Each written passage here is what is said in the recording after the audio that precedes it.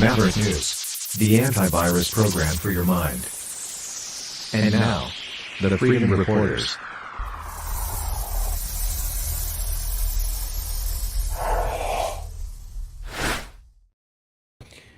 Good evening, everyone. I'm Rick Walker. Welcome to a special broadcast here on the Maverick News Channel. Tonight, we do have the Durham by-election all candidates forum, and we're about to get started with that. We don't have all of the candidates with us, but we do have some of them, and we're going to engage in I think, a pretty interesting discussion and explore both the local and national issues here tonight, because the entire country has its eyes on the riding of Durham, the riding formerly held by the leader of the Conservative Party of Canada, Erin O'Toole. It's up for grabs, and it is, it's a political skirmish, a prelude to things to come as we get into what might be an election year federally in Canada, if not very soon thereafter in 2025. So stick with me. I'll be right back, and we'll get right into it on the other side of this.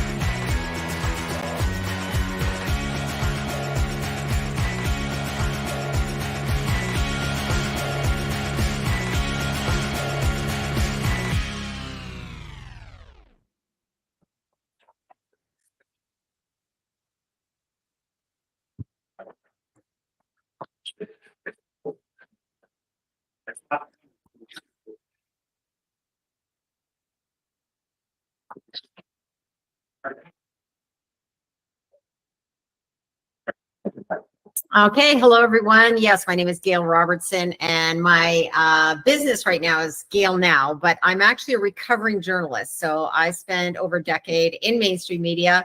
I've also managed an advertising and promotion department, and now have my own business. And I also have my own show called Curious Minds with Gail Now, where I address various topics that either aren't being addressed sometimes in mainstream, or maybe people that aren't having a voice. So I've, like Rick, come from a background in journalism, and I probably lean towards I'm someone I consider myself fairly nonpartisan. So I try to keep an open mind, and as Ted Lasso would say, be curious, not judgmental.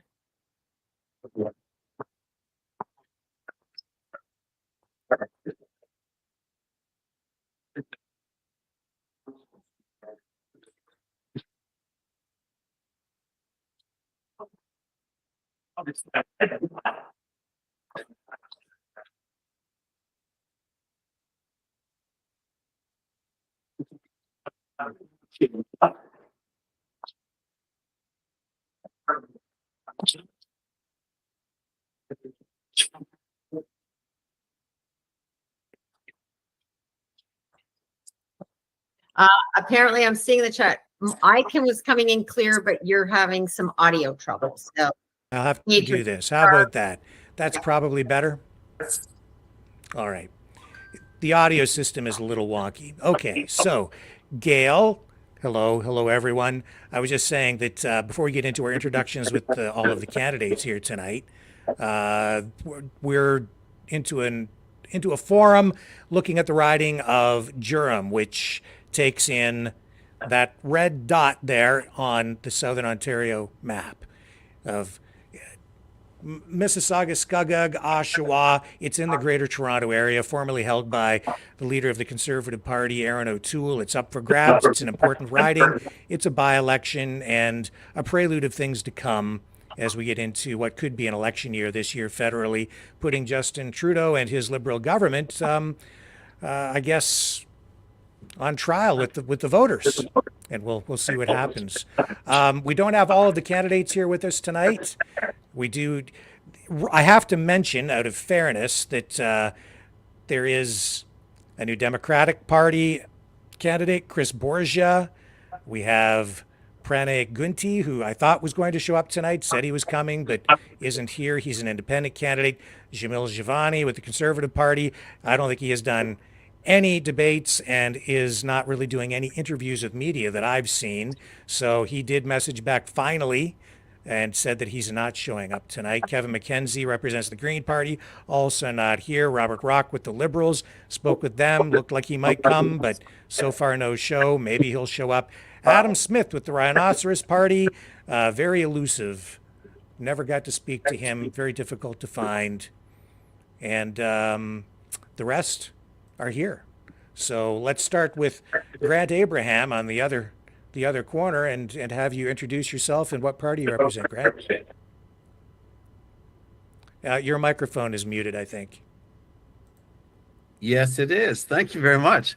My name is Grant Abraham. I'm the leader of the newly minted United Party of Canada. It's essentially a center-right party that is a new expression on conservatism in Canada, and it's seeking to reconcile the fiscal and the social conservatives back together again in our nation. So I'm grateful for the opportunity to have the chat, and thank you for hosting this, Maverick Media. And Khalid, over to you. You represent the centrist party. Yeah, hi. My name, as you said, is Khalid Qureshi, and I'm from the Centrist Party of Canada. New party. We formed it only about 3 to 4 years ago. We registered it across Canada, and we have been able to field some candidates in the past couple of elections. This time, I am the one in the front. I'm not the leader of the party, but I am a main component, and I have an intention that I'll go with the party some way as long as I can survive with it. The centrist party believes in a balanced approach to all the problems that we have, the financial issues that we have, the social issues that we have, and political matters. On all those, we need to have a balanced party, and we believe in transparency in finances, which is our main target, and a unity across Canada, end to end, coast to coast. Okay, and Trish Conlon with the PPC. Hi, everyone. Yeah, thanks for having this forum. It's great to have a discussion with everyone. I'm with People's Party of Canada. It is the fastest growing party in Canada. I wasn't a politician. I was an entrepreneur before and very successful. I put that all on hold because I saw that none of the parties were representing the needs of the people. There was gross government overreach that I witnessed during COVID, not standing up for individual rights. Since then, it's only gotten worse with the removal of parental rights with Bill C-4 by all the parties. The assault on people's homes and the poverty I've witnessed. So I believe the best platform for Canada is the People's Party. I'm a conservative. I'm a Christian. I think we've seen that it's a fake liberal and a fake conservative running who are spouting slogans, but not thinking about any real issues. People have seen with me, it's not really left or right anymore.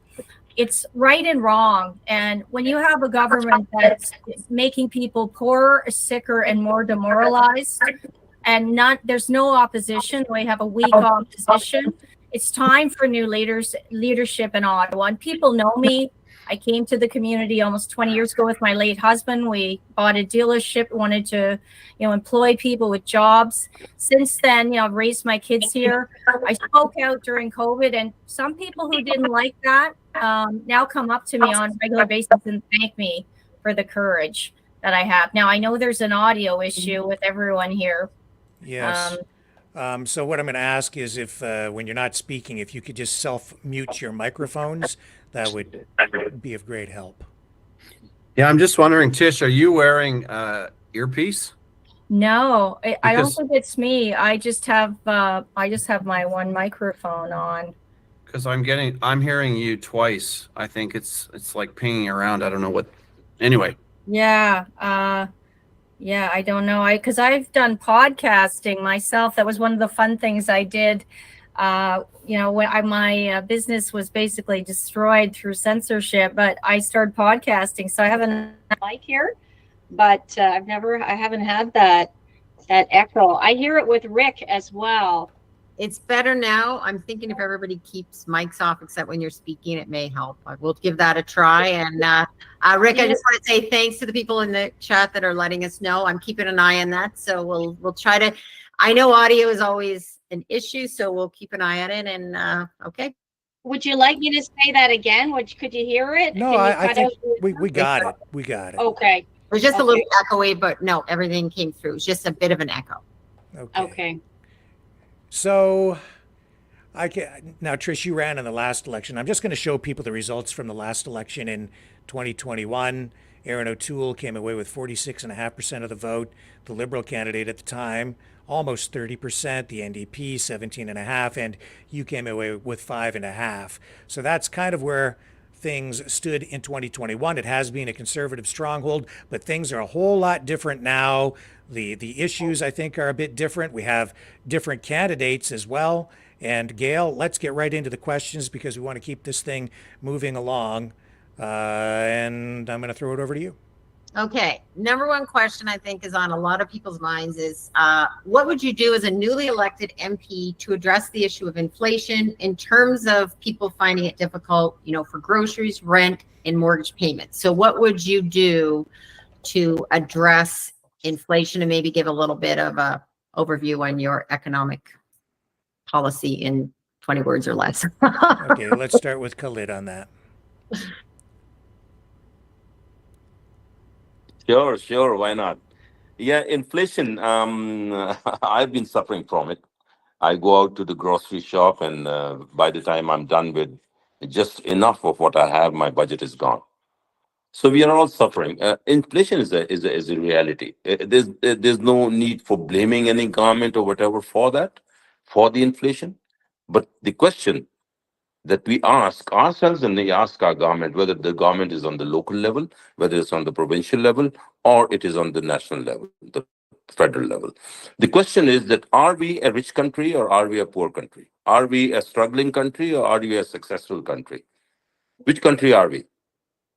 How do we identify ourselves, define ourselves?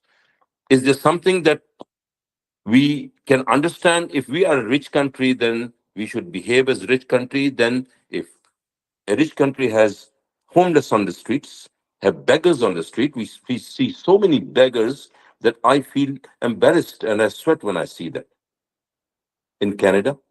And then we have these lineups in front of hospitals on the ER. Then we have schools where the classrooms are bursting with children and teachers cannot handle them. We have our unemployment. We have housing. We have people who don't have homes. Neither they can afford renting nor they can afford all. So we are a rich country. We are an affluent country.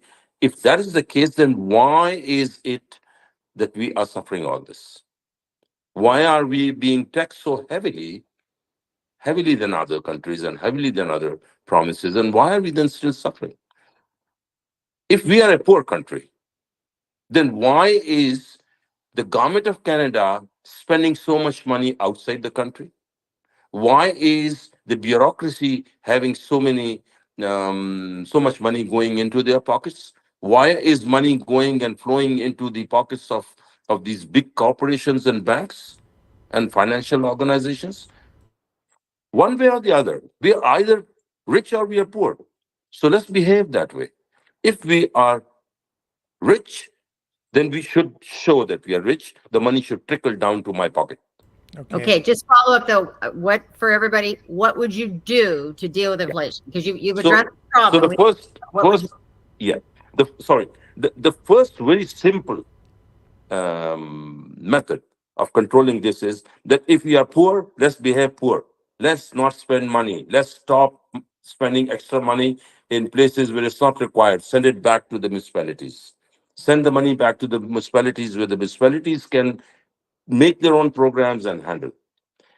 Then start using your natural resources to the way they should be used. Natural gas, we don't want to use them. We want to hold that gas in our tanks. I don't know for what reason and for when. Other countries are asking us for long to export this gas to them. We are not. Okay, Let's use our natural resources. You to wrap up first. because we need to stay on time. Yeah. So in order to to make sure that we have enough income, we have to make sure that our natural resources and our capacity, our intellectual capacity and our physical capacity and our resources are all used properly and prudently, so we can get the money back into our pockets. Then we have these food chains that we have to deal with. We have to contract them on mass basis and say, okay, here, bring us commodities back into our cities, into our streets on a lower rate. Okay. And that's And how we we need to move And over it's to- no rocket science. All right, thank you. And let's move over to Grant. Well, inflation is a twofold issue. It's monetary and fiscal policy. It needs to be addressed in both contexts. Fiscal is a tax issue. We need to drop the carbon tax. We need to look at the downline taxes that we're charging for energy, how that affects agriculture. Those are all things that affect our food prices, etc. And then the monetary policy is the cost of our money. Our money is costing more because it's depreciating. We're having to raise interest rates so we can service our debt. That's the death cycle. It needs to be broken, and one of the ways to break that is to jumpstart the economy. And the way that we do that is actually to open up our energy sector, cut those taxes, sell the things that the world needs right now, actually have a conversation about what Canada is in relation to carbon, and this discussion about the environmental crisis that's it's on the roster tonight for discussion. Recognize that we only contribute 1.6% of the global population, global carbon output. We're paying for it as a nation. It's making Canadians poor.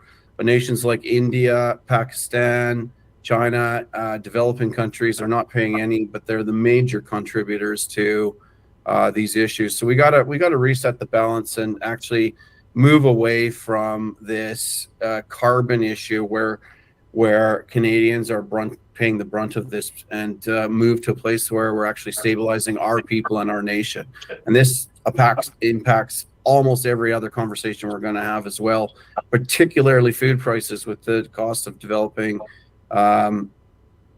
fertilizer and the movement of food. And it's just a whole distribution channel discussion. So there's the starting points. Okay. And Trish?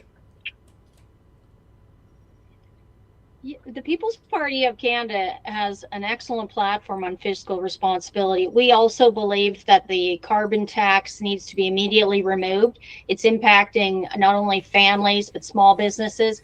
We go further and we oppose net zero mandates for farmers. We take our food and energy security seriously. If you look at what's happening in Europe with these protests, it's because not only is net zero like net zero COVID, it's unachievable, but it will negatively and catastrophically affect our food supply. We also believe in ending the wasteful spending. Canada has been wastefully spending our taxpayer dollars, not only at a municipal level, but at a federal level. I could give you umpteen examples. I presented to council 4 times on this and done a number of town halls. We also need to reduce and eliminate foreign aid. If we're not looking after our own veterans and homeless, we shouldn't be sending money to conflicts that are complex and not our business. We had a historical role as peacekeepers, and I think we should gain respect on the national, international stage again by being peacekeepers and reducing foreign aid spending, particularly now that we're in crisis. We can also protect wages. There is a lot of temporary foreign workers coming into Canada that are undercutting Canadian workers for salaries, and that's affecting people's ability to provide food. We can really work on local initiatives, buy local, rebuild our manufacturing sector. That's going to help with inflation. We can build it here ourselves and also support high-level jobs that are well-paying instead of the MIC jobs that are out there. Service economy jobs tend to be lower paying. So those are just some of the many things. I have a deep background in job creation. I have run a recruitment firm for over 25 years. And building meaningful work is going to be a backbone, reducing spending, and also making sure that our spending is appropriate and is targeting families and helping people afford food and the basics to have a good life. Okay. Back to you, Gail. Any follow-up? Okay.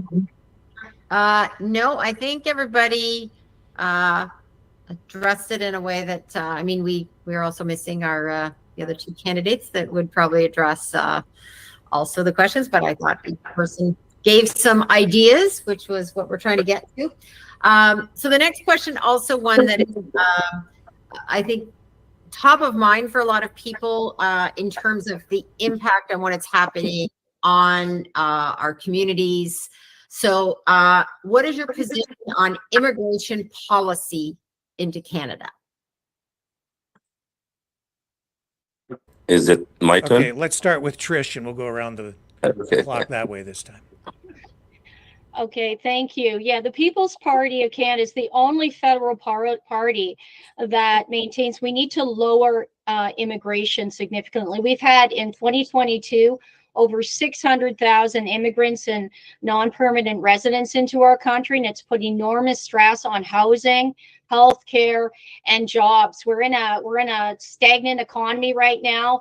There's not enough jobs, doctors, nurses, or homes, and we're also allowing record number of refugee claims. And Canada's putting up refugees in luxury hotels while kids, I've talked to many who are living on the street who have a university degree, working 2 jobs, can't afford living. That's not kind. When you're in an airplane and there's turbulence, they've always taught you have to put your own mask on first. So saying we need to reduce immigration is what every immigrant I've spoken to on the street, and I've talked to thousands at their doorsteps, they agree as well. We just don't have enough services.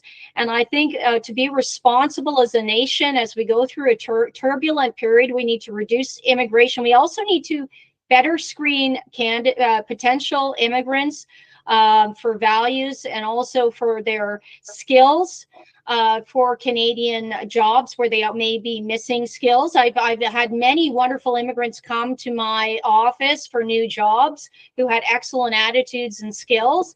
And they too now say that people are recklessly being allowed in. We aren't doing proper screening or background checks.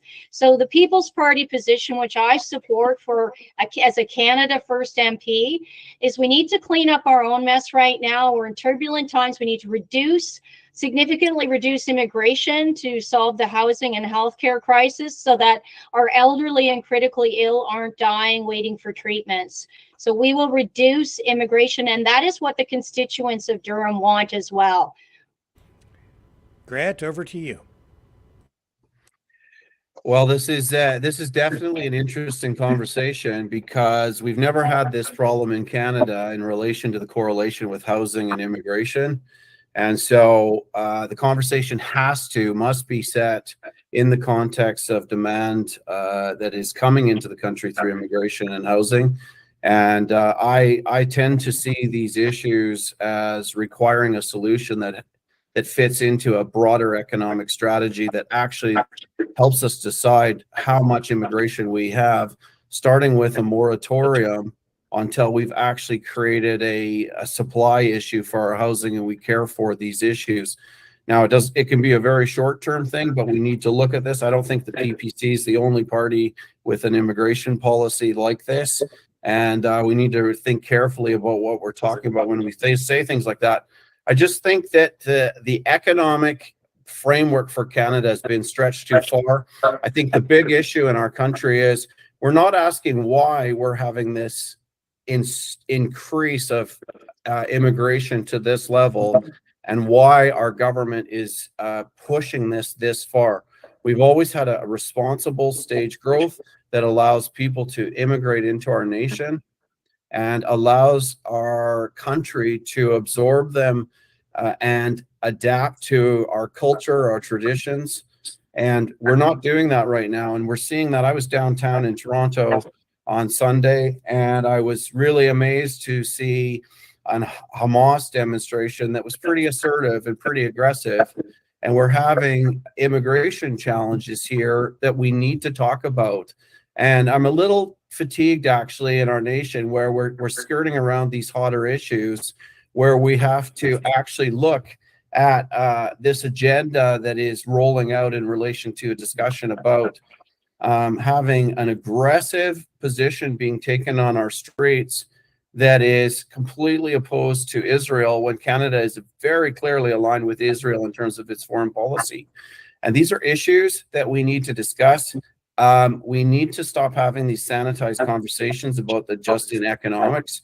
We need to define discussions about whether militant Islam like Hamas is actually compatible with our nation, and have these conversations. And so while I appreciate that we're just talking about housing or immigration or whatever, there are much broader membrane issues in our country that we need to engage. And the biggest challenge here, I'd like to say, in a lot of these topics is we've got agendas that are being pushed by the Liberal government, and we've got a Conservative government that is not asking these questions.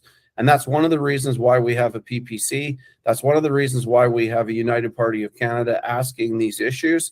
And it interests me immensely that we have a candidate in the Durham riding called Jamil Javani, whose main platform is to step up, to be a fighter and lead with compassion, and he's not here. And when we look at the Durham riding, the reality is that Aaron O'Toole betrayed the constituents in Durham with his True Blue platform and then shifting completely left.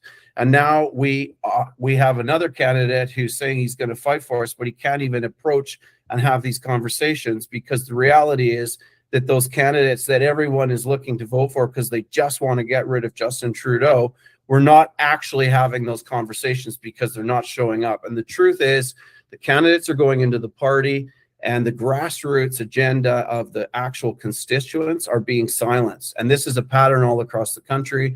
I sat on the EDA of the Conservative board out in BC, and I know exactly what is going on here. And so this is why we must have these conversations, and we must have them holistically as a nation, and stop tiptoeing around these broader issues, and look very clearly at our immigration and determine what it is that we want to bring into this country. We're a nation of immigrants. I celebrate immigration. I'm never going to allow anyone to say that I'm not in support of immigration. My father's an immigrant to this country, but there are much bigger issues going on here. It's time to have those conversations and not be timid about them.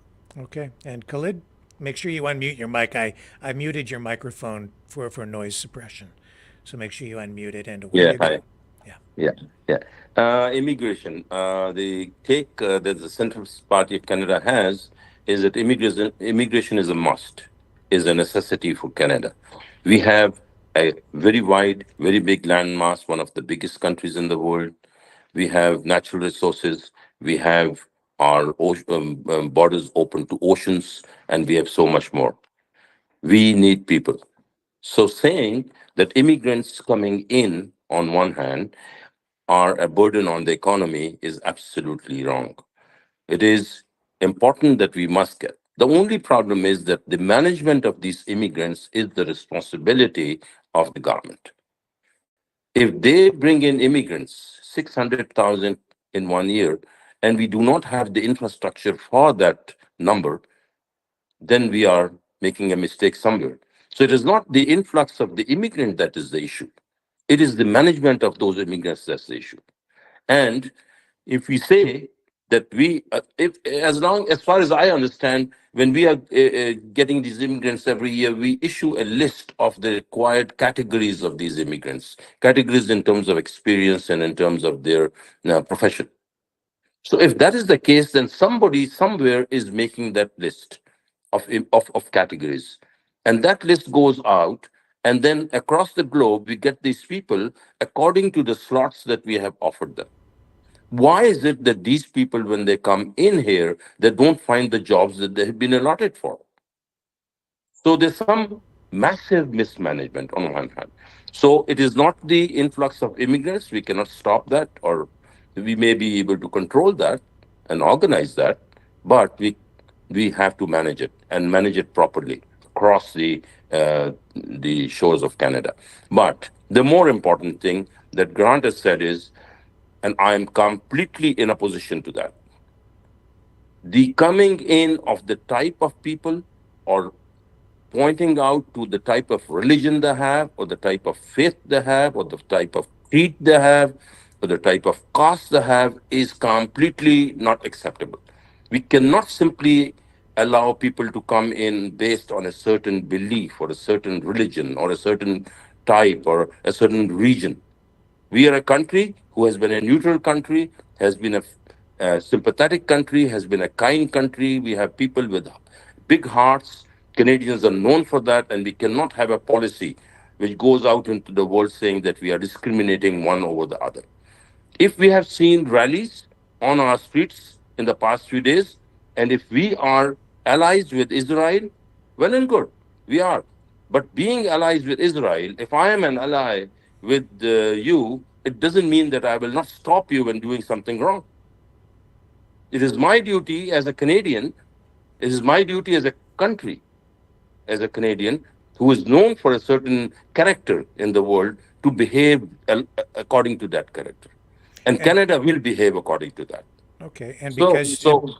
So let me complete that. Sure. So it is important that we understand that having seen violence or aggression on the streets by a certain group does not mean that we make decisions according to those. We are a free country. We have allowed those people to come in, and they will say what they have to say.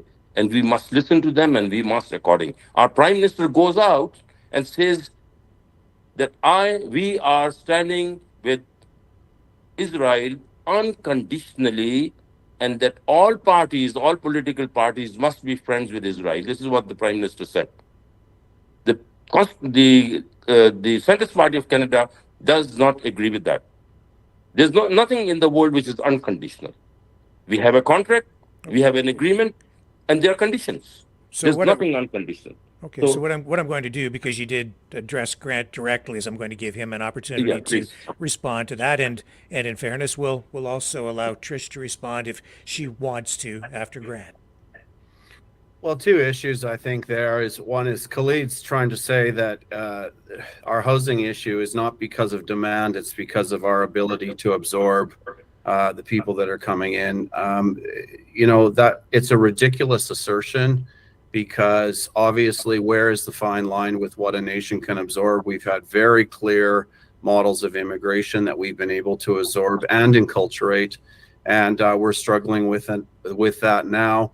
And I think the other thing is that I don't want you to go away, Khalid, and make this a Muslim issue, because I have all kinds of Muslim friends in this country, and they've lived here for a long time. So it's not an issue with Islam. I'm talking about militant Islam that's seeking to wipe off one of our allies from the ocean. Just put your hand down for a second and you can come back to me. This is a real issue. And you say that we're a peaceful country. We're actually a country that is based on very clear values. We fought in 2 world wars to oppose tyranny and repression. We've sent our soldiers over to deal with issues in the Middle East. And our veterans have a view on that. And they've been dealing with the problems that have been coming out of the Middle East. And my question for you is, if you're so egalitarian about everything, why aren't the Islamic countries engaging a response to the Palestinians? So don't make this a Muslim, Christian, Canadian issue. I have a real challenge with that. We need to be discerning and to be careful about what is coming into our nation in terms of the levels of aggression that we're seeing, especially when our own citizens who are standing up for freedom, they're standing up for a better economy, are being arrested for protesting in the same way. There's a softball response being played by the Liberal government because people are afraid to engage this discussion. Okay, go ahead, Trish, and then we'll come back to Khalid. I just wanted to clarify on this point that more is not always better. We do have a large landmass, but a lot of it right now is uninhabitable. And under the Conservative government, they were really pushing this high density housing over our green spaces. I think we need quality over quantity. We should be focusing on growing slowly with good quality individuals wherever they come from. Canada's built on Christian values. That's a fact. We've had more Christian pastors put in jail just for having church while mosques were open in Canada during COVID. We've had Christian churches burnt down. So there is a bit of, a bit of violence going on that should not be occurring towards different communities in our Canadian country. So it's important that when we're focusing on immigration, it's based on skills and a willingness to have the values of a Christian nation, which are similar to Islam and similar, the Judeo-Christian values of loving your neighbor. And that means avoiding militant, types of individuals who have, aggressive agendas that could harm our nation or other nations. Canada is a land of peace. So we need to protect our green spaces. We do need to reduce immigration, absolutely. And this is not against any person coming in. I know we've had record level of refugees, and I personally can see by the outcomes that that's been reckless and harmful. There is an agenda through Agenda 2030 to increase migration to Western countries. All Western countries have seen a rapid increase in the number of people flooding across their borders unchecked, and it is increasing crime and violence. That's just a fact. So putting a stop to the floodgates, proper checking for skills, checking for values, whether or not you're Christian or you have Islamic faith or you're Jewish faith, doesn't matter, or no faith. If you have that in your heart that you will love your neighbor, you'll contribute to the economy, and you want to contribute to this country, because many people are coming in and looking for the welfare state, and that is rating our standard of living as well. So that's just what I wanted to say on that. Sure. And Khalid, I know that you wanted to respond to Grant and maybe to Trish too. So go ahead. Yeah, and in general, like we all have our own points of view. I have been in Canada for 50 years or more, and I know exactly what the fabric of Canada is, the social, the political, and the faith fabric. So we are very open to these concepts. The conflict that we see on the streets in Canada, that we have seen in the recent 2-3 months, very aggressive show of displeasure by the people, and with these processions on the streets and whatever, is not a conflict between religions. It's got nothing to do with Islam and Judaism. I have scores of Jewish friends, and some of my family are Jewish. And I think I have more friends who are Jewish than are Muslims. That's got nothing to do with it. The conflict is a geographical conflict between a certain part in the Middle East against another certain part in the Middle East. It's got nothing to do with Jews or Muslims or Christians or any one of those. The Palestinians are maybe half Muslims. It is a conflict between two forces. Canada, in our understanding, as the centrist party of Canada, who has a balanced approach, is known for being mediators. If there's one of our friends going and hitting anybody in the universe, and we think that the use of force is not balanced, it is our job to say it in the United Nations and to say it in the international court and to say it otherwise, that we want peace. And that's all there is. Okay, I'm gonna let the conversation continue. No, I think we have said enough about this. Okay, and I think this has got nothing to do with religion. And let's withdraw from there. Okay. We are not talking. We are Canadians, and we are all open in terms of religions, and we understand. All of us understand exactly what Canada is. And if we do not, then we better go and learn. Right, but we are very clear and open in terms of religion. You're right. You're right, religious conflict. But we're not going to allow people to march around our streets advocating the destruction of our allies. I understand. That's not open. That is not open, and we should have a policy and a process in which, without saying that this conflict is a religious conflict, it's got nothing to do with it. Far from that. It is very far from that religion. It is a geographical conflict. It's somewhere in the universe which Canada is taking sides. You know what? And you're completely airbrushing the issue if you say no, I'm not. Yeah. I'd really like to ask Tish a question about her comments about Agenda 2030. I brought it up in the Rogers interview. It was very interesting to see the Liberal candidate's response, because he rushed up to the mic and said, oh, there's no way there's any Agenda 2030. I've never heard of it. I've never read it. It doesn't exist. And I'm just wondering, in what universe that when you've never heard of anything and it doesn't exist, why you would rush up and defend the fact that it doesn't exist. It was quite hilarious. But my question for you was, I appreciate the comment on Agenda 2030 and bringing that forward, because that is, in my view as well, one of the corrosive agendas in our country that's undermining the pillars and the values of our nation. And when we talk about Agenda 2030 in relation to immigration, I'd like to ask you what your view is on how immigration fits into Agenda 2030, because you've linked them. And I hope you feel safe to answer, because I think I'm an ally on this, but I think it's a deeper conversation that Canadians need to have, because there clearly is an agenda to deconstruct the values of our nation. Yes, thank you for asking. And I feel, we've gotten off track with some of the talk about the religious, and I want to make it sure that, our Constitution, everyone is equal under the law, no matter your race, religion, or any other factors in Canada. That's a very important thing in our country, and I will uphold that. I've lived in Europe, and I had friends who fled to Iran, and I've learned many different languages, but there's a reason why some people are coming to Canada. This violence that's been inflicted on them is unjust, and that's a deeper conversation why it all happened. So my heart goes out to them. But what is happening is under Agenda 2030, which is a real agenda being implemented at a local level through ICLEI under the guise of a climate emergency, allows for loopholes where Western countries can be flooded with migrants, whether war or climate, and they're not being screened properly. A lot of them are fighting age males. There are some real concerns, and there's some parallels to the increase in violence we see in the United States, Europe, and in Canada.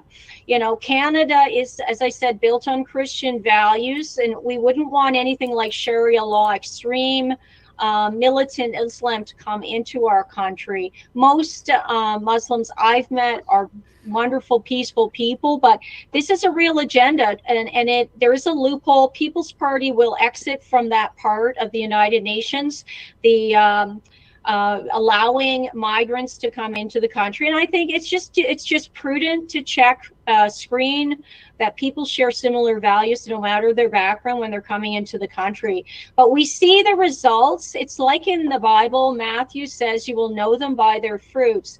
These agendas that are being implemented are causing deliberate harm. They're making our citizens and our constituents here poorer, sicker, and more demoralized. And I've talked to over 30,000 people. I was called into this role. I felt very deeply called. I have a deep faith in God.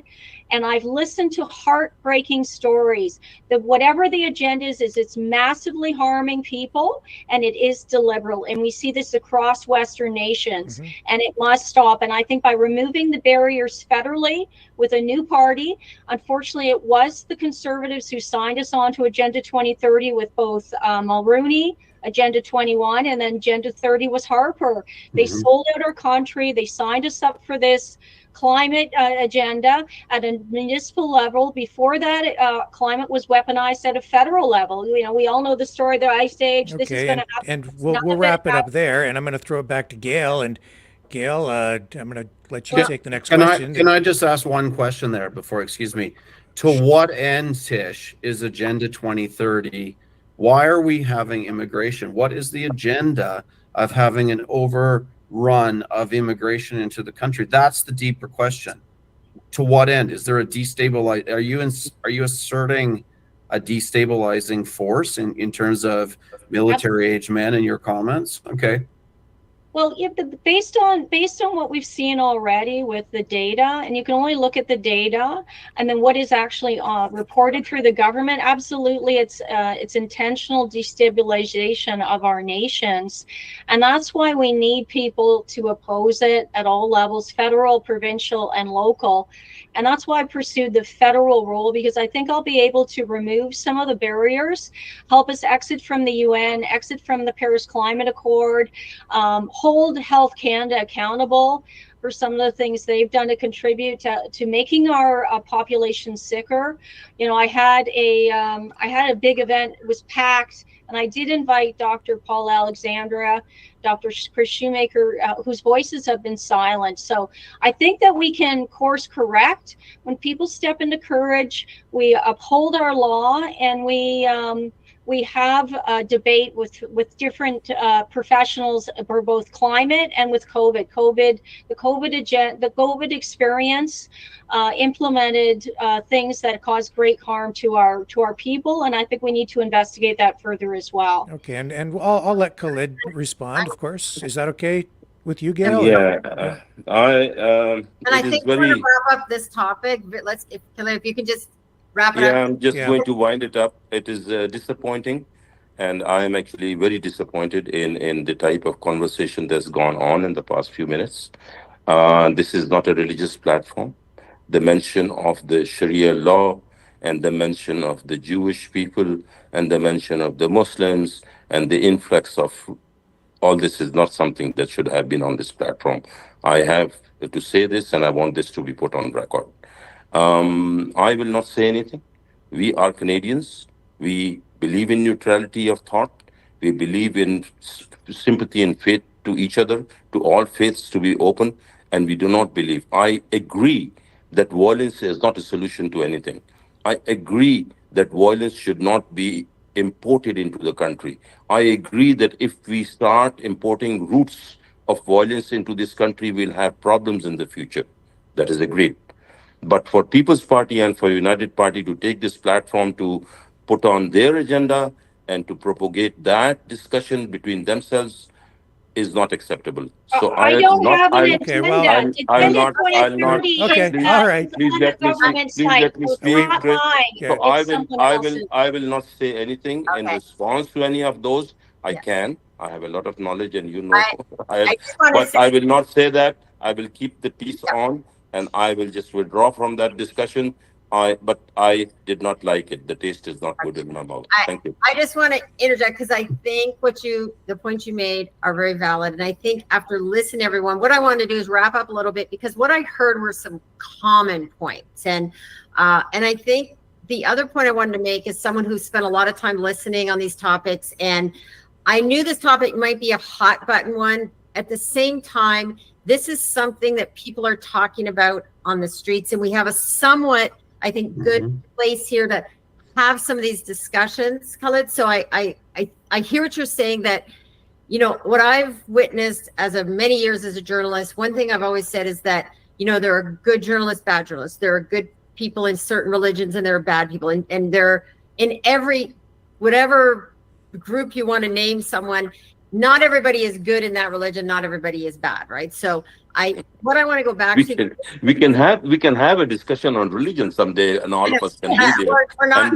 that'll be a hot one. But I'll be ready to come in. But in this discussion on this platform, that is not the way I'm going to take. We are talking Canada, and I love Canada, so that's I think That's we all do. Are you serious? We all love Canada. That's why Yeah. we're running. I know we do. So this I know we do. This We went off. Khalid, this We went airbrushing off a blows little me away. beyond our borders, but that's fine. That's fine. It happens. Hamas and It happens. Hezbollah exist, and that's why they're protesting outside. I don't Jewish even want to communities. mention those people. You know, who are they? Yeah, I know. Of I course don't you know. I'm a Canadian. I don't know them. Me too. Yeah, we That's don't know what's them. happening. We don't know them. They're geographical Okay. issues, All right, and these Gail, geographical issues back- have to be back to geographical. Gail. Now they've And- come to Next Canada. question. and we'll move I have on. to mute some mics, Rick, just so I can continue on. Because what I want Yes. to get to is the common points. Because the question is, what was the policy in immigration? Each of you did address it, and I think it's good to come back to what is the commonality. And what some of the things I heard were really around the process, right? And we have two of the main parties, the parties that aren't here tonight to really address some of this as well. And I think that's a good point you brought up, Grant, that, if we're going to have these discussions, even though they're difficult ones, we've had just some conversations right now, and this is one of the problems, is that as soon as you bring up immigration, it gets into difficult conversations. At the same time, though, I will say this: we need to have those difficult conversations, and they're not happening, which is causing more problems. So I want to give credit to someone like Rick he's had some very difficult times, because he's like me. He believes in free speech with some boundaries, though. There has to be some boundaries. As much as I'm a free speech person, I think you have to have some boundaries, that we don't go into areas that can really, increase or encourage hate or violence towards anyone, right? But what I want to go back to is some of the points, because I think this needs to come up when we're talking about a pending election, is things like, process. And I think, Grant, you had brought up about, connecting housing to immigration policy. Tish, you mentioned looking at, the management. So, and I think, Helen, you did, I'm pronouncing your name wrong. I'm sorry. I practiced it beforehand too. But coming up with ways to deal, instead of saying no, we spend a lot of time, I think too much time sometimes, talking about the problem and not enough about the solution. So I'm going to soon turn it back over to Rick, because I think that's what we need to get to when we're talking about elections. I always come from that idea of curiosity. We need to talk about these things, but we need to look at solutions and not at what the problem is, because that seems to be firing everybody up, but it's not getting us to where we need to get to. So what's our next question? Yes, I have a hard stop at one point. I am a mother, and it's been a long campaign. So let's keep going. I have more about something about manufacturing. But Rick, do you want to ask one of your questions? No, you keep going. You've got the list, and those are the main ones. Okay, let's go to something. I work in manufacturing. One of the questions I want to ask about is the ban on plastic straws, plastic bags, the idea of banning plastic. So this is, while it's a very narrow topic, it also impacts the broader manufacturing sector. So I would like each of your thoughts on what is your thoughts on the banning of the initial, it's plastics, and then bags, but any thoughts on that? And if this isn't an area of expertise, we can pass it on to someone else who has. Let's start with Grant, and this is an environmental question, I guess, as much as anything else, not just business. But go ahead, Grant.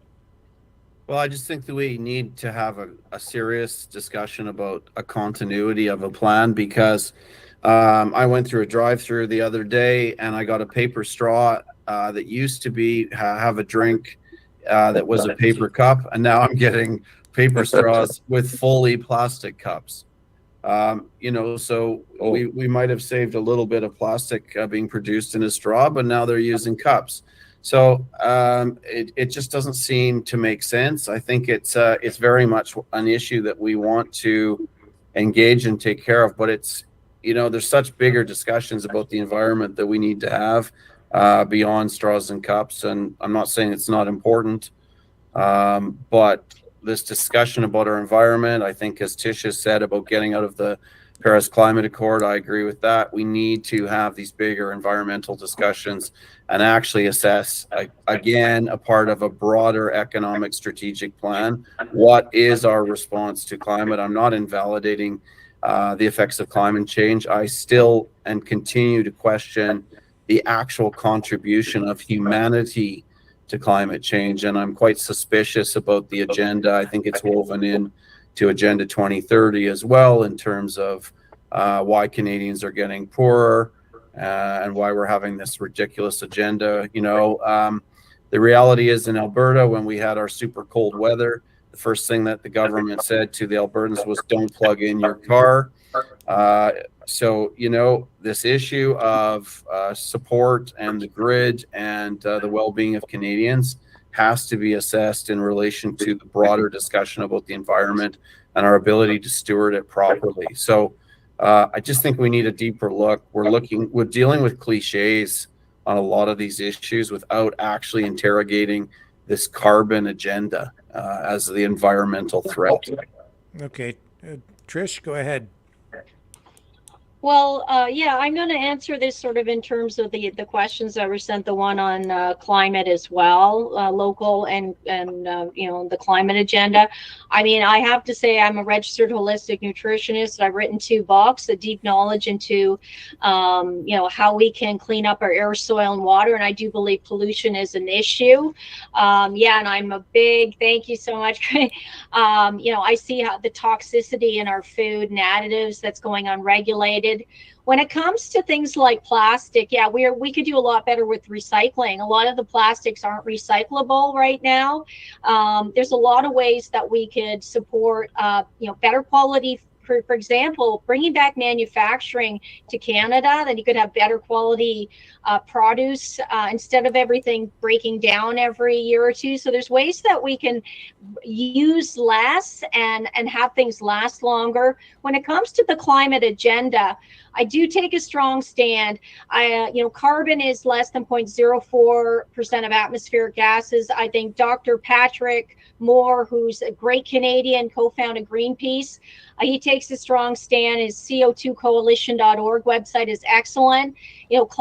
Climate does always change, and it can get hotter, can get cooler. A little warming is good for our number of people in our planet, because we can produce more food, and human activity is negligible at best. So we shouldn't be taxing the air we breathe to change the weather. I take a strong stand. Also, why is carbon now the enemy? There's so many different real pollutants like glyphosate and atrazine. We should be worried about our bee population, about cleaner food. We should investigate GMO foods and if they are healthy for us, and better ways to clean up our air, soil, and water, improve our topsoil. Those sort of things will help us, I think. And I think if people have a mindset to be good stewards of our environment, and again, I really take a strong stand to protect our green spaces. That means we don't need to recklessly grow our population, or we could go slower, and we should always protect our green spaces. So I'm a really big steward of the environment, and I think everyone should be. Khalid? Yeah, there we go. We got an expert lecture on environment. Thank you, Trish. Yeah, I agree with the fact that we need to control. We need to control our habits and our methods and our processes that we use in our social, everyday life, and that has a major effect.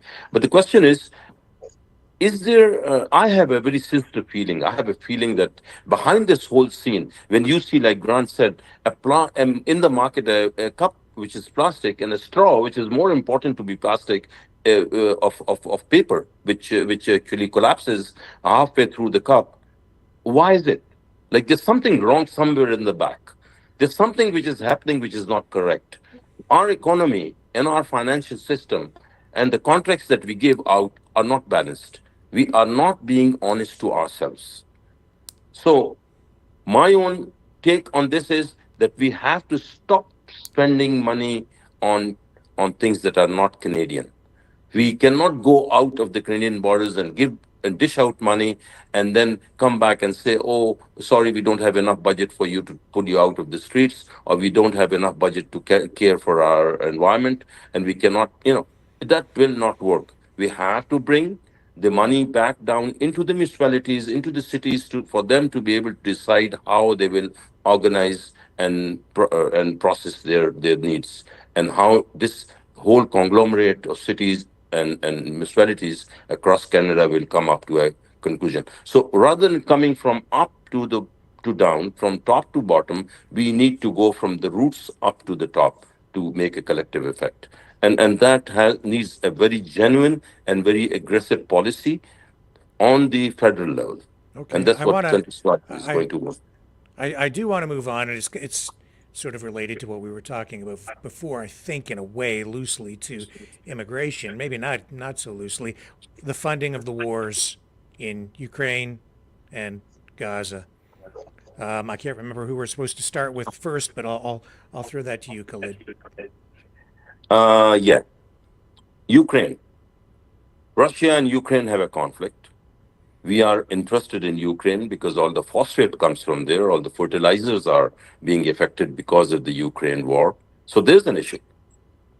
Then there's the favorite Hamas Israel conflict, a purely geographical conflict. And we are taking sides with one or the other. The question is, we have to mend our own house first. Why are we going out beyond? And see, the important thing is that these are the two conflicts that we are siding with. But then there's so many others. There's so many other genuine conflicts that are there that we are not paying any heed to. And as a standard policy, in one conflict we are favoring one party. In the other conflict, we are favoring an exactly opposite party with no principles in place. We have to have a foreign policy which is stable, which is balanced, and which is fair. And that, of course, the interests of Canada stands first. We have to look into our present and the future and to build our international policy accordingly. But still, our policies at the moment internationally are not fair or not balanced. We need to amend that, and Centrist Party of Canada will do that. Okay, Grant. I think Mr. Putin's been very clear for a long, long time about the encroachment. Whenever the Berlin Wall came down, Russia entered into an arrangement with the NATO countries that there would always be a buffer zone. That position was held for a long time. There's been constant encroachment by NATO and the EU into Eastern Europe. I think that he has been incremental in his diplomatic policy with regard to that issue. I do find it interesting that one of the first things that Russia did when this conflict escalated was destroy 13, or was it 11? I'm not sure, bioweapons labs that had been set up. My instinct is that this is more of a proxy war than we actually think. And I think that to identify what's going on in Palestine and with Israel as a geographical war is another airbrushing by Mr. Qureshi here, because Hamas and Hezbollah are funded by Iran. And the entire agenda of the Iranian regime at the moment is to see Israel and the Jews removed from the earth. And I just cannot accept that kind of airbrushing. And to distill it down to a geographical war is disgusting. And I am a Canadian. There's the truth. So I think we need to probably just agree to disagree on that. But that representation is ridiculous. Okay, Trish. My perspective when elected will be to protect all human life and promote peace. I have taken a deep dive learning into the conflict with Russia, Ukraine. I do see that there was a breaking down of the Minsk agreement.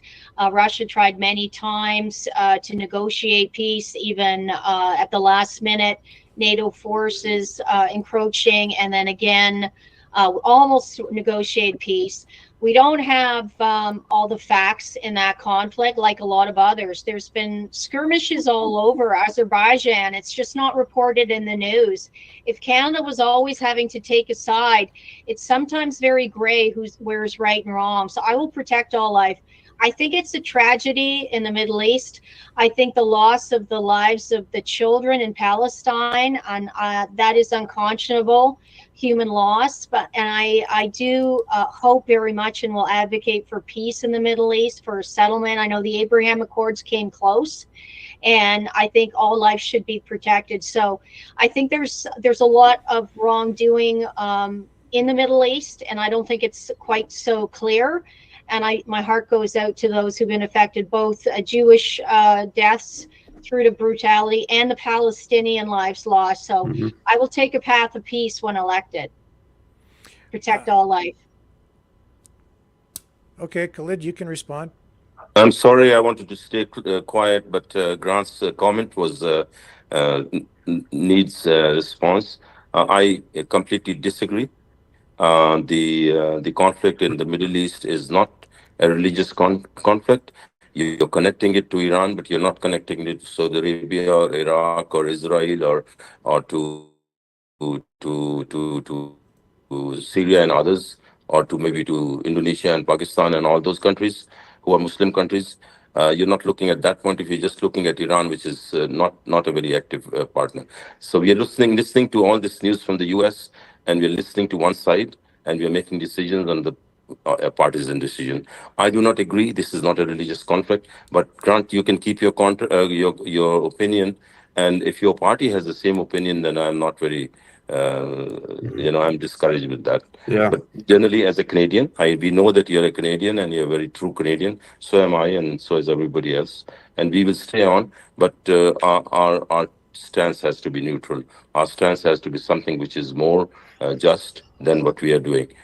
There's two parties fighting. On one side, there's about 2,000 people killed, and the other in 2 months, 40,000 people killed, out of which 10,000 are children. So anyway, I'll stop here, and I'm going to stay. I'll keep my own view. You can keep yours, and thank you.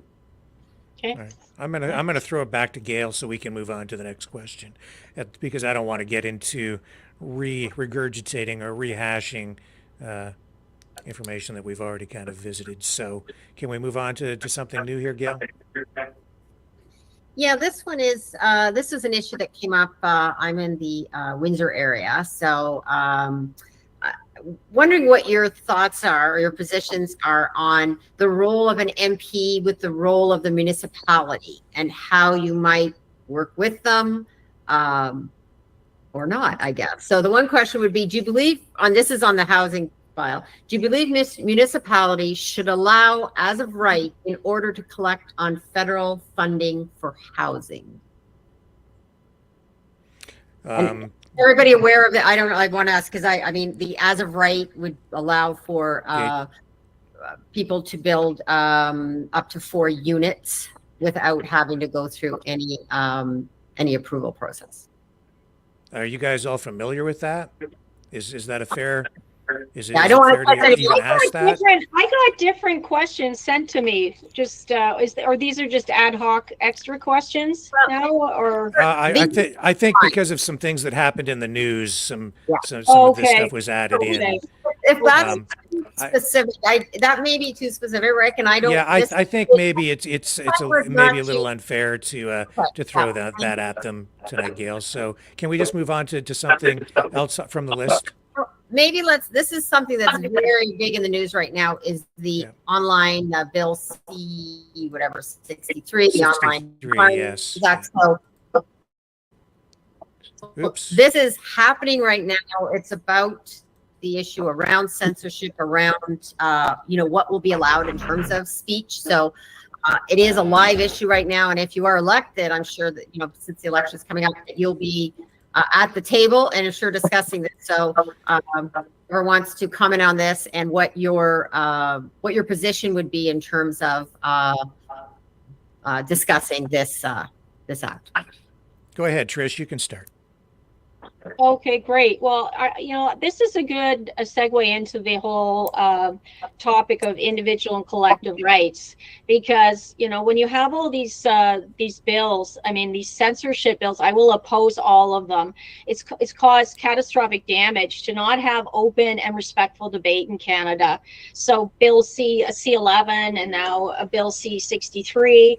I'll also stand against the digital ID and digital central bank digital currency that could be tied to a social credit score, which would give ultimate control into our corrupt government, and push us to adhere to a certain narratives and be punitive if we're not, just like occurred during COVID with vaccine passports and truckers having their bank closed.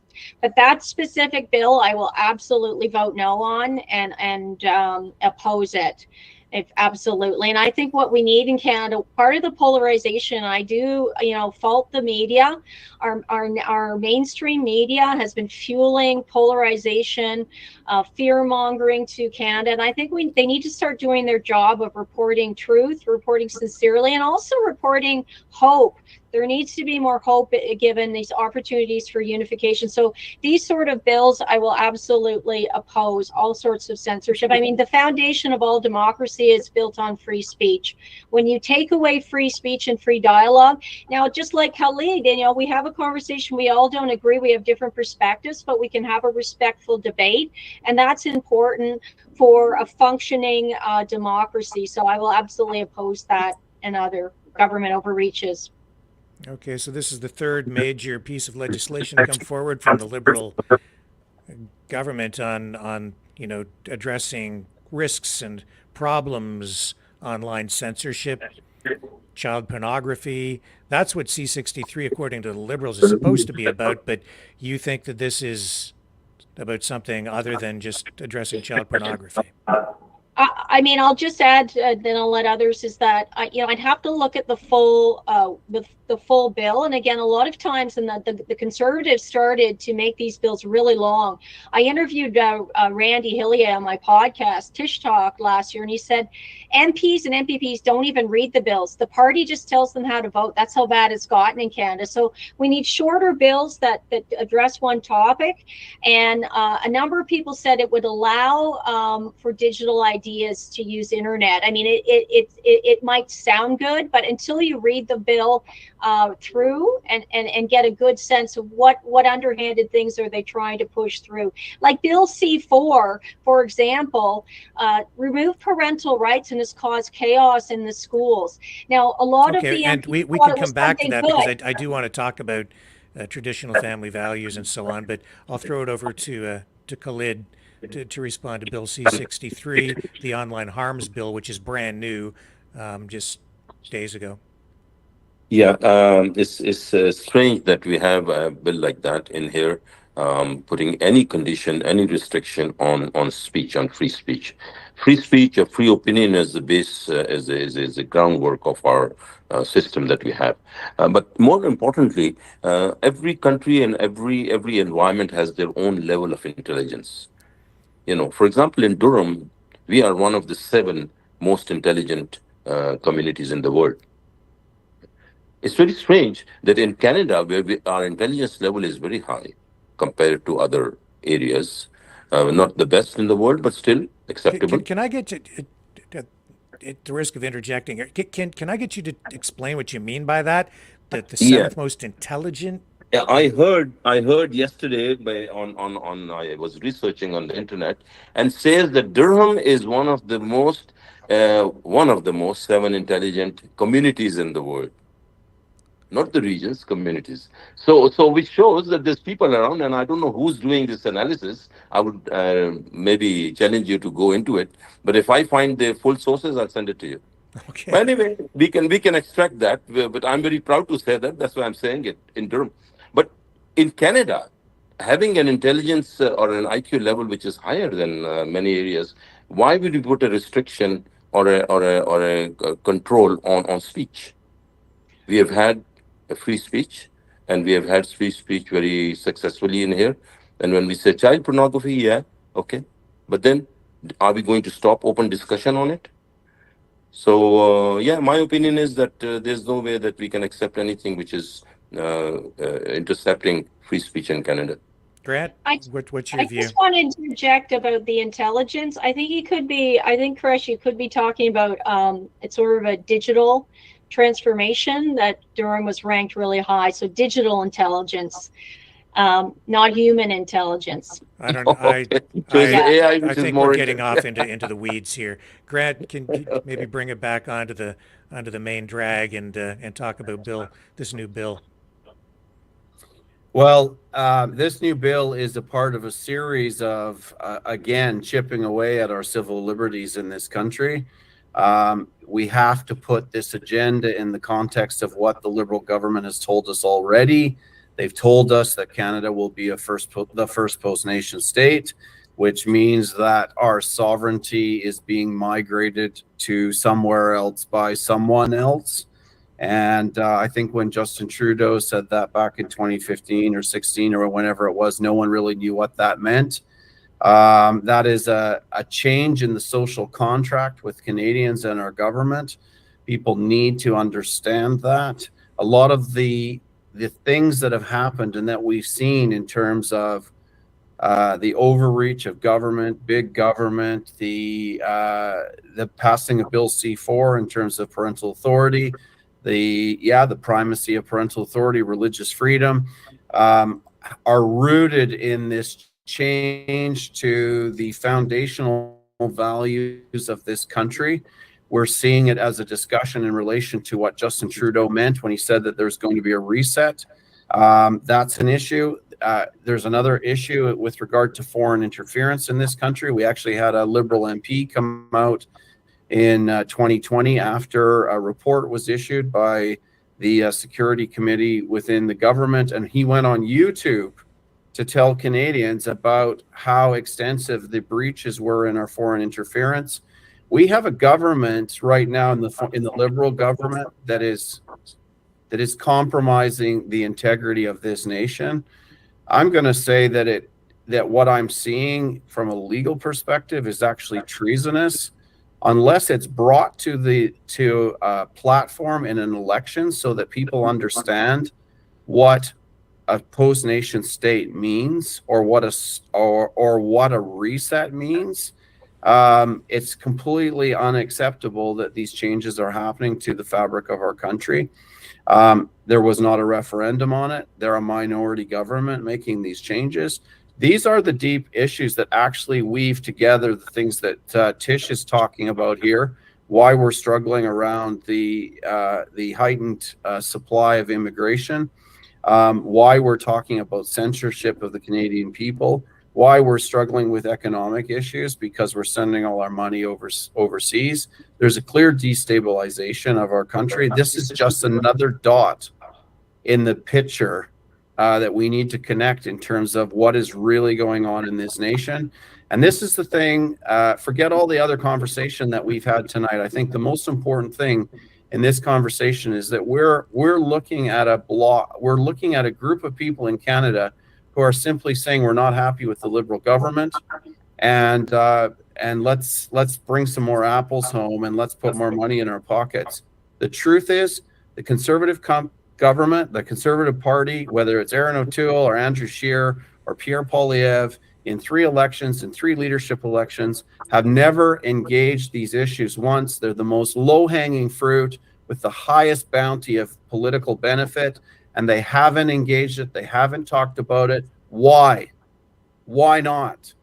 And my premise is that they are taking this country over a cliff edge to the loss of our sovereignty, the migration of our people and our freedom into a framework that is globalist.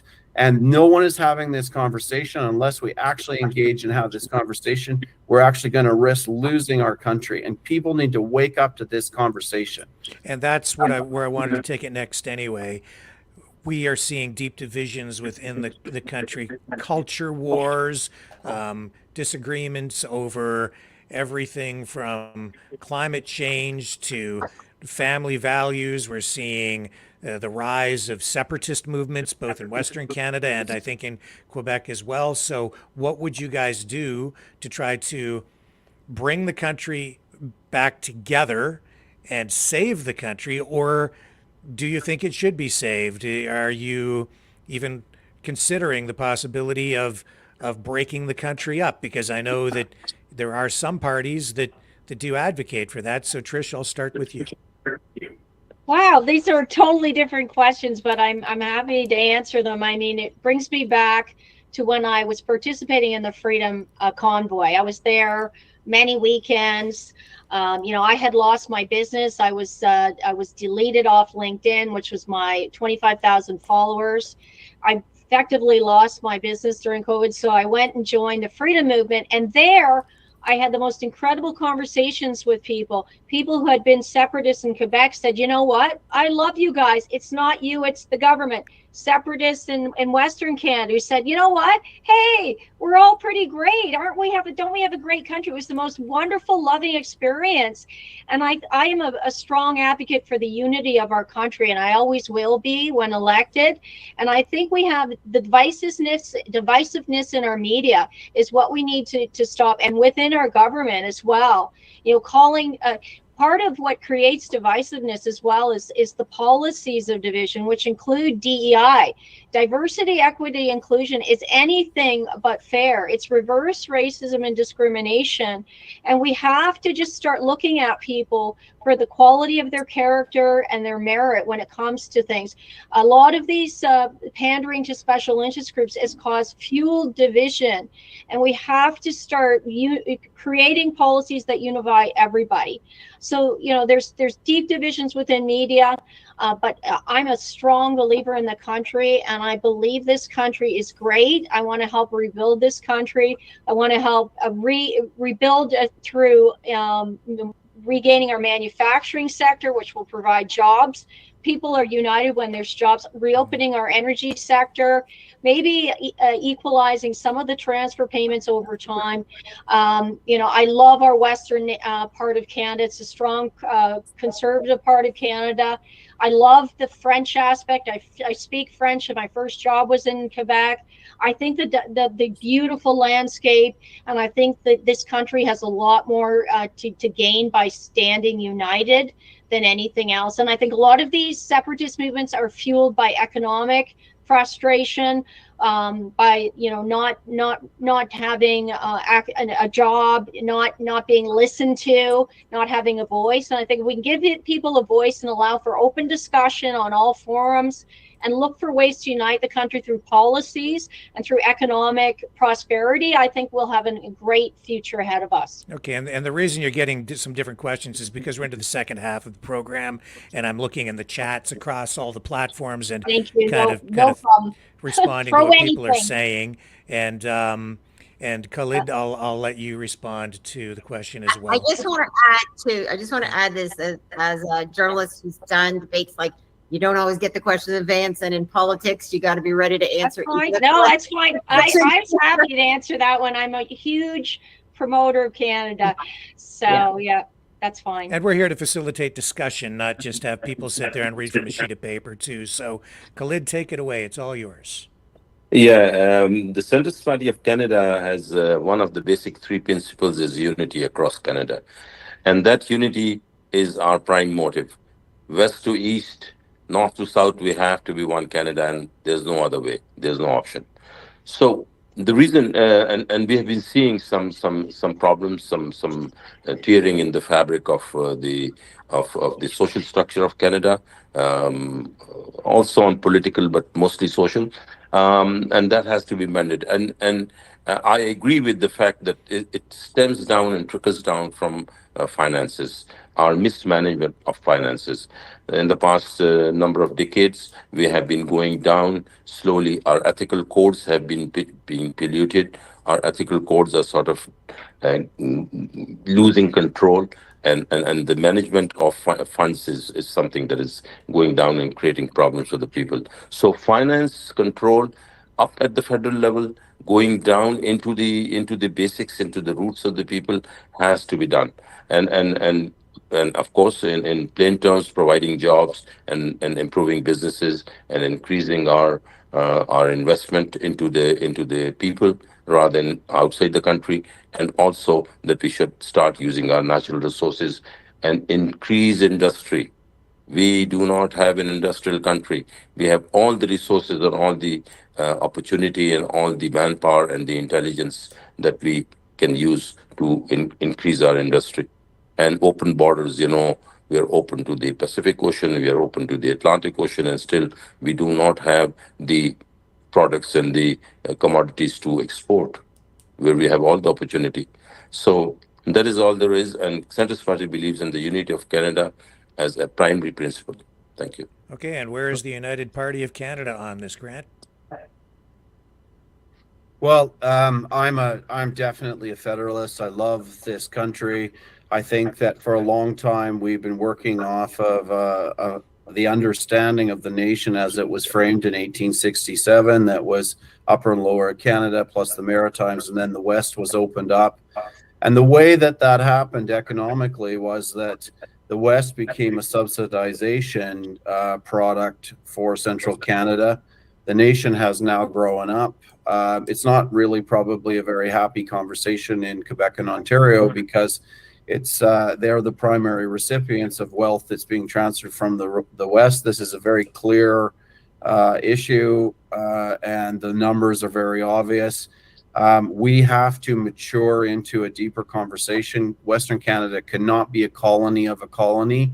I set this discussion into a much bigger discussion about constitutional reform, the discussion around equalization payments, how the country works, electoral reform. These are big issues. We have so many issues in this country. I want to see a Canada where we are one people, one blood, one nation, and this reality of these different interests and reverse discrimination that we're seeing in our country. We want to move away from that. I'm very much resonate with Tish's spirit in terms of peace and what Canada is. We want to have peace through strength. We don't want to be victims in this nation to other bully nations. The Arctic is an issue I think we need to talk about. I want to see a nation that has a strong military that can serve overseas and actually defend us if we need it. I think this issue in relation to Western Canada, and this is a deeper question I think you're asking, Rick, about regionalization. There is a desperate discontentment in Western Canada with what we've seen from this Liberal government.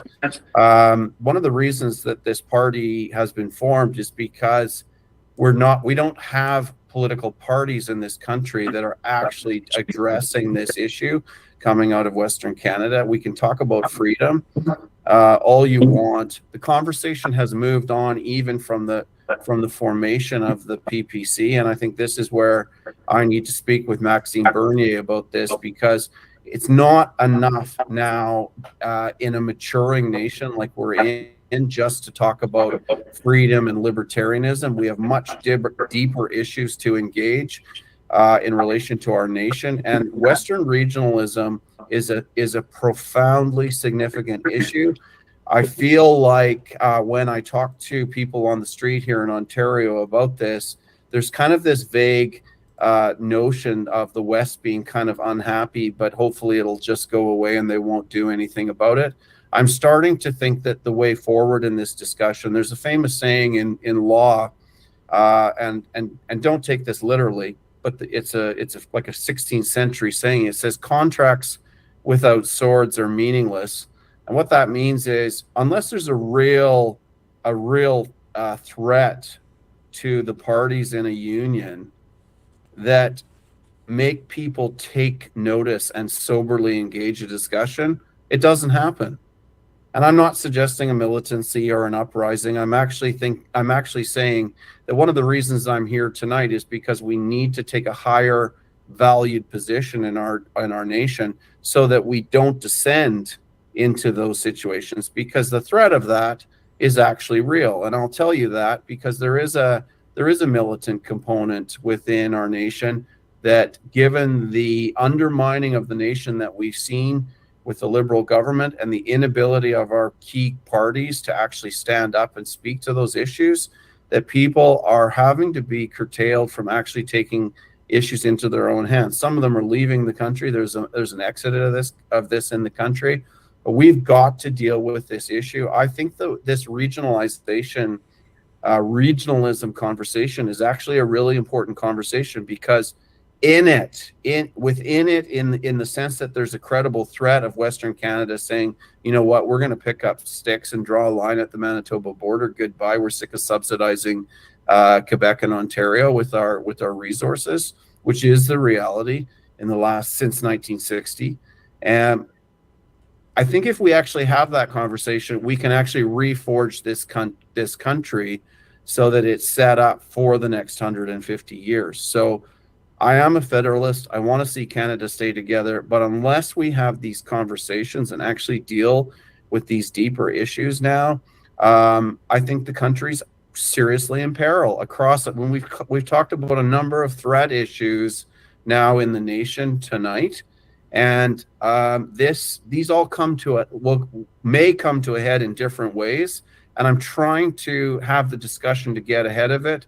My family's been a Conservative Party voter all our lives, but I can see now in the chemistry of our nation, I think this is what the PPC is saying as well, the chemistry of our nation, we are having superficial, shallow end conversations about what the real issues are that are causing Canadians to be disgruntled. And unless we actually start to have these conversations about our sovereignty, the protection of our borders and our people, us coming together and fusing as one people, one blood, one nation, and we start to deal with these things that are causing the disunity, the press is only a propaganda component of what is actually corroding the value system of our framework and is what is creating the imbalance. I have been so interested and grateful to speak with people in the Durham constituency about this, because there actually is an awareness of these issues more broadly, and they are starting to think about it and process it, the ones that are having these conversations. And actually I'm encouraged, because I'm seeing a huge discontentment with the Liberal NDP kind of partnership, although it looks like it's going to go on now. But there's also a radical dissatisfaction with the Conservative Party, because they know that there are shallow discussions happening that aren't really addressing the issues. There's a curating, an electioneering curating, which is going on to preserve their position, because they simply believe that it's their election to lose, and they can't risk having these conversations because they have been completely acting in omission to have these conversations. And so this regionalization issue is linked into the threat to our nation. It's linked into the economic policies that are being implemented. It's linked into this Agenda 2030 discussion. And we seriously need to connect the dots to have these conversations. Okay. And the clock is ticking here, so I'm just going to ask Gail, is there anything else that you think we need to address here before we go to the wrap-up comments from everyone? No, I think this has been an interesting discussion to hear from everyone. And the only comment, I have to agree that, not having some of the other candidates here is maybe not the best. However, I do think that the people who showed up tonight, it says a great deal about each of you, and also that we were able to have this conversation, and even if everybody didn't agree on everything. So I think that's a good sign, because it means we're all talking about things that about the need for change, it seems. I think that's a common theme that we're hearing, is a need for change. So okay. Over to you. And I just want to let everybody know that this program will be reposted across other social media platforms as well, where live streaming is not available, but it will be posted far and wide. And you guys, the candidates, are free to use this material in any way you would like as well. So if you want to cut it up and use clips from it, you can certainly do that freely. And now we will go to final comments from each of our guests. Khalid, go ahead. Where are we at tonight with the centrist party? Oh, make sure that you've unmuted your mic. Your microphone is muted. Yeah. Well, thank you for inviting us here, and it's nice to have a good discussion with Tish and Grant and Gail and you, Richard. The centrist party believes in primarily two basic things: financial transparency and honesty, and national unity. And these are the two prime pillars of the Centrist Party of Canada. So we'll move on that. And I wish the best to all the parties in this election, and let's see how it goes on. And even beyond this election, we'll continue to interact and exchange thoughts and see how we move on in the interest of Canada. Thank you. Excellent. And Tish, go ahead.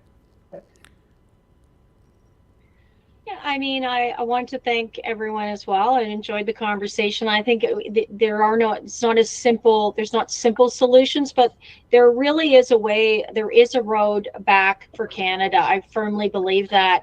And it's bringing manufacturing back, putting our Canadian sovereignty first, respecting the rights of the individual, upholding the rule of law, bringing back morality, back to our country, and as it says in the Bible, learning to love your neighbor. So we have to start caring for our communities again.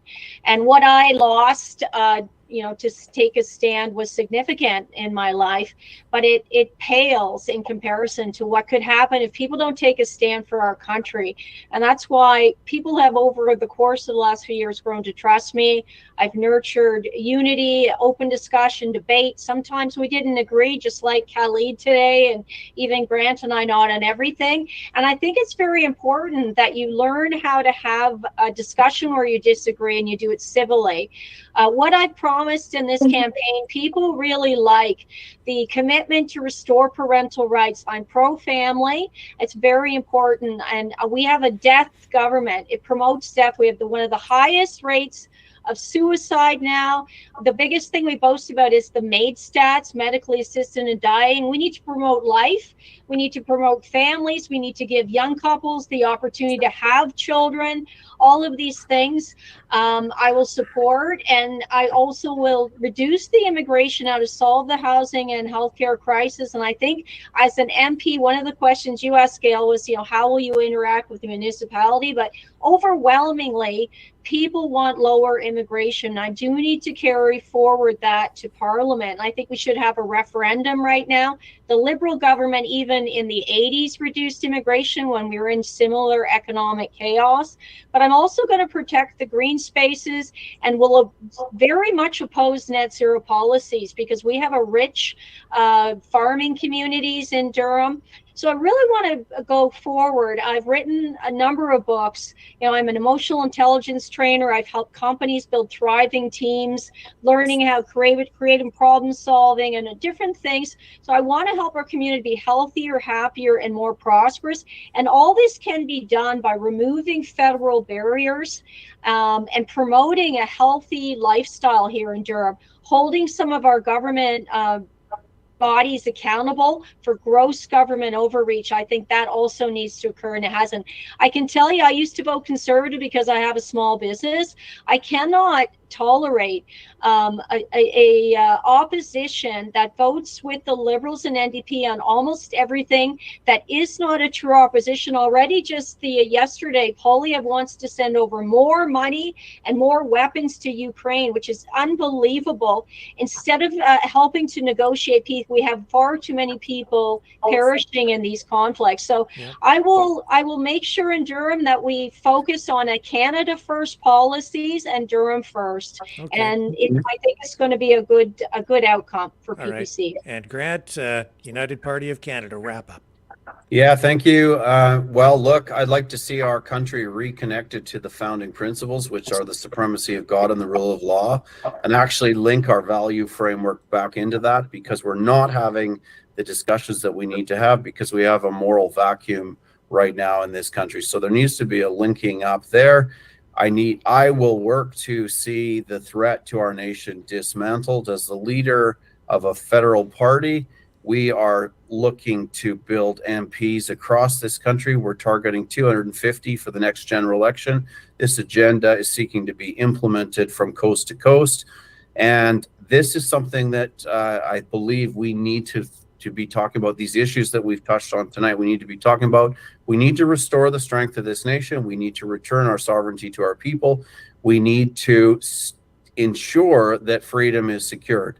And, I always appreciate Tisha's comments, because she identifies clearly where she's coming from in terms of her perspective. And I never really do, because I don't like talking about myself. But I will say this, I'm a happily married man. I have 4 children. I am a Christian as well, and we are the only party that is running in this election that is pro-life and seeking to support the family, support an adoption framework for life across this country. And I see the hand going up there, Tish, but I think you have a real conversation to have within the PPC. I've had it with Max of how you're going to integrate and reconcile a pro-life or pro-family, as you call it, perspective with libertarianism, which is exactly the opposite. Yeah, I could just say, because I'm pro-life and pro-family, I think the bigger, and I think the bigger problem here is that we have couples not even having children because they can't afford it in our country. We have kids committing suicide and drug overdoses, record levels. We have a death cult here in Canada. I agree. I think we have to go forward to build communities that nourish the hope of life. And I don't think, myself as a candidate, I think I take a strong stance to support all life here, whether it's a teenager who's addicted to drugs because we are pushing these sort of toxic things on our kids, Sure. or an elderly person who's so hopeless because they're so lonely that they're going to go in and ask for aid. So I think right across the board, we need to encourage life. And I think PPC is the only federal party that's taken a stand on some of these critical issues.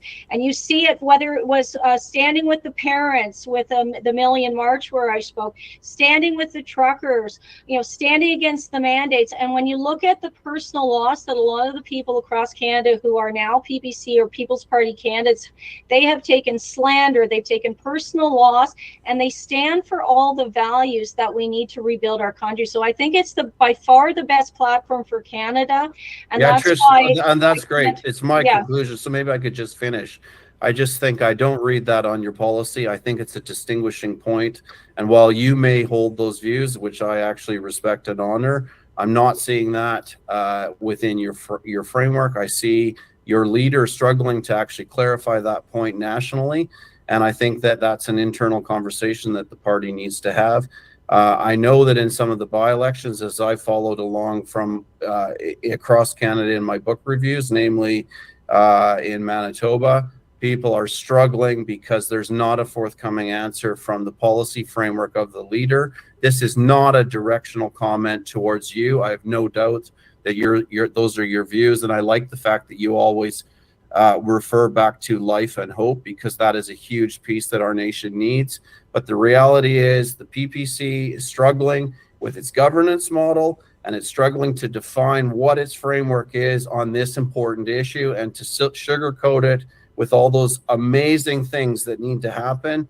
The fact is the party doesn't have a constitution after 5 or 6 years. People are deeply concerned about that in terms of accountability. Neither does accountability.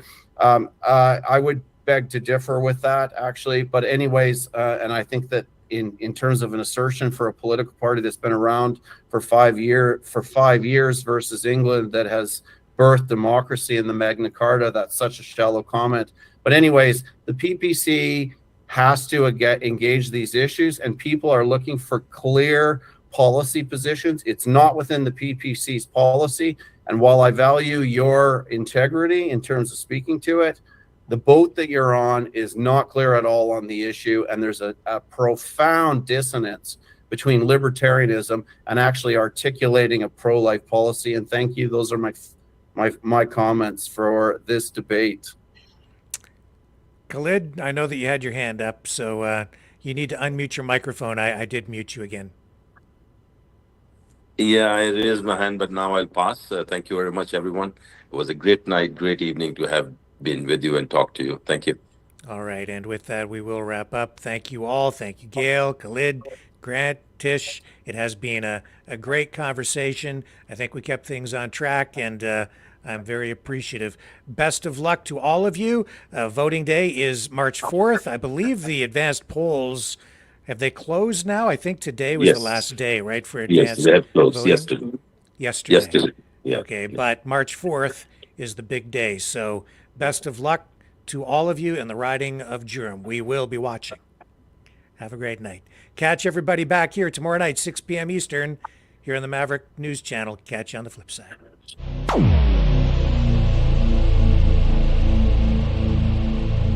This has been a Maverick Multimedia production.